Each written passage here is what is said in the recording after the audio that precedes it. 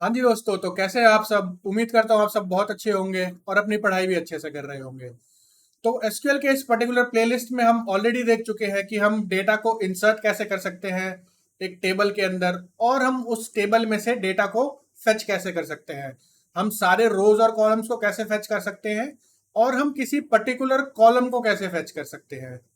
तो इस particular video में हम देखने वाले हैं कि अगर हमारे पास रिपीटेड डेटा सेट्स हो, यानी कि अगर एक डेटा सेट, एक रो ऐसा है जिसमें कि वैल्यू हमारी सेम है मल्टीपल रोज में, यानी कि अगर हम अभी सेलेक्ट स्टार फ्रॉम एम्प्लॉय करें, तो अगर आपने सारी वीडियोस देखी होंगी तो मुझे लगता है कि आपको इसका मतलब पता होगा, यानी कि मुझे अपने टेबल से सारे रोज और सारे कॉलम्स दे दो, राइट। तो अगर आप देखेंगे यहाँ पे तो हमारा कोई भी डेटा जो है वो रेप्लिकेट नहीं कर रहा है, यानी कि जो कोई भी हमारा डेटा है वो डुप्लीकेट डेटा नहीं है।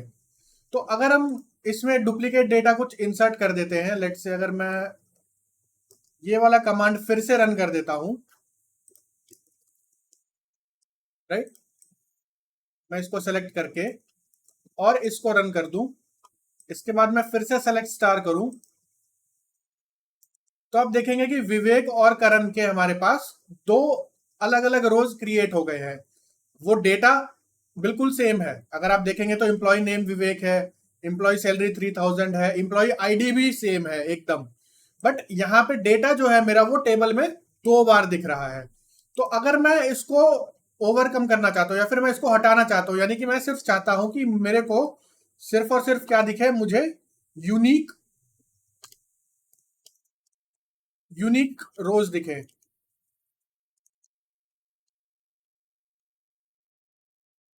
या फिर यूनिक डेटा सेट दिखे मुझे, तो मुझे कैसे करना पड़ेगा। तो इसके लिए मुझे एक कीवर्ड यूज करना पड़ता है जिसको कि हम बोलते हैं डिस्टिंक्ट। ठीक है। तो अगर मैं सेलेक्ट के साथ डिस्टिंक्ट कीवर्ड हम सेपरेटली यूज नहीं कर सकते, यानी कि सिर्फ और सिर्फ डिस्टिंक्ट कीवर्ड का हम यूज नहीं कर सकते। डिस्टिंक्ट को यूज करने के लिए हमें सेलेक्ट कीवर्ड यूज करना जरूरी है। तो हम इसको कैसे इस्तेमाल करेंगे, हम इसको इस्तेमाल करेंगे सेलेक्ट स्टार फ्रॉम एम्प्लॉय। अगर मैं कर दूं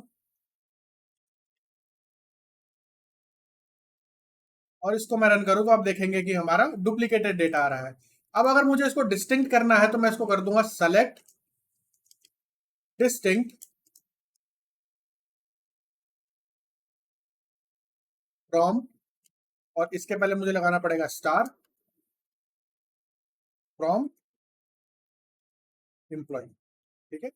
यानी कि आप सब सारे, मैं इस टाइम एसक्यूएल सर्वर को क्या बता रहा हूं कि आप मुझे सारे कॉलम्स और सारे रोज मुझे दो, लेकिन वो सारे के सारे कॉलम्स और रोज यूनिक होने चाहिए, यानी कि मुझे जो रिपीटेड वैल्यूज है वो मुझे इस पर्टिकुलर केस में नहीं चाहिए। तो अब अगर मैं इसको सेलेक्ट करूं, अब अगर मैं इसको सेलेक्ट करूं और इसको रन करूं, तो आप देखेंगे कि जो पहले मेरा 7 के नीचे जो रो 5, सॉरी एम्प्लॉय आईडी 5 और एम्प्लॉय आईडी 6 जो कि विवेक और करण थे जो आ रहे थे, वो अब नहीं आ रहे हैं। ऐसा नहीं है कि एसक्यूएल सर्वर ने उन रोज को डिलीट कर दिया, वो रोज एग्जिस्ट करते हैं।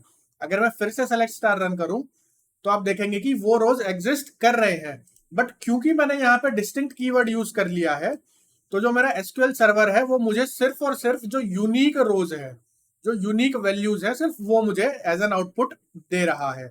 अगर मैं इसको कॉलम के साथ यूज करना चाहूं, इसको मैं हटा देता हूं ताकि कंफ्यूजन ना रहे। अगर मैं इसको कॉलम के साथ यूज करना चाहता हूं तो मैं इसको ऐसे यूज कर सकता हूं सेलेक्ट डिस्टिंक्ट, फिर मैं दे सकता हूं कॉलम नेम, यानी कि employee name from employ.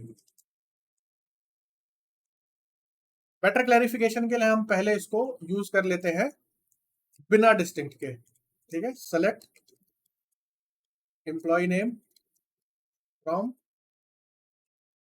Employ. अगर मैं इसको रन करूं, तो आप देखेंगे यहाँ पे विवेक, राइट, और करण, इनके मेरे पास दो रिपीटेड वैल्यूज आ रही हैं। ठीक है। अब अगर मैं इसको डिस्टिंक्ट कीवर्ड के साथ यूज करता हूं, तो आप देखेंगे कि मेरा कोई भी जो नाम है वो रिपीट नहीं होगा, वो एक सिंगल टाइम आके और वो अपने आप को रिपीट नहीं करेगा। तो ये यूज होता है हमारा डिस्टिंक्ट कीवर्ड का। तो आई गेस आप समझ चुके हैं कि डिस्टिंक्ट कीवर्ड को हम अपने एसक्यूएल के क्वेरीज में कैसे यूज कर सकते हैं। तो इस पर्टिकुलर वीडियो के लिए इतना ही, मिलते हैं अगले सेशन में, तब तक के लिए पढ़ते रहिए और मस्त रहिए। Bye bye.